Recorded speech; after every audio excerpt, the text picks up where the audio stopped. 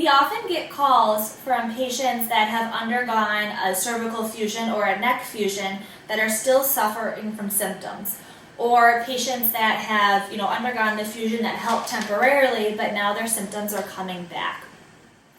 This is actually a very common call that we receive, and the reason why is because neck fusions are simply that. You take two vertebrae or three or more and you actually fuse them together. Well, when you do that, as you can imagine, that segment does not move. There's no movement from it, yet we still have to be able to look down and look up and move our necks in a normal way.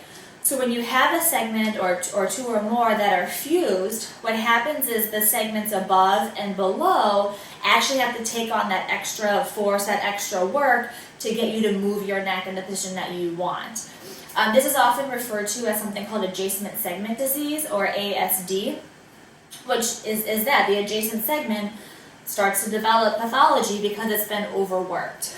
And we had a case earlier this week of a woman who's undergone 2 cervical fusions in the lower cervical spine, and we did what we call a digital motion x-ray on her, which is a x-ray movie, essentially. It's what I'm standing in now, to look at how stable, unstable her neck is, and the segment right above her fusion was moving all over the place. For the past, I think it was 8 years after this fusion that she's had, that segment has just gotten so much more force, so much more wear and tear, that it has now become unstable and started to almost recreate the same symptoms she had before. A lot of neck pain, a lot of muscle tightness from those muscles spasming, trying to protect the area, and she was starting to get more pain down her arm in a different pattern than it was before, from those bones just moving so much that they're starting to press on the nerves that go down her arm. And in her case, she's a great prolotherapy candidate. We actually do prolotherapy, a regenerative injection technique, to those hypermobile, unstable segments to get those ligaments to tighten and strengthen and get that segment to become stable again, to reduce the pain down her arm by getting the pressure off the nerve and reduce the neck pain in general. If you are someone that's undergone a cervical fusion that still has symptoms, or if you're someone that's been recommended for a cervical fusion and you're looking for other alternatives, please give us a call. We'd love to hear your story.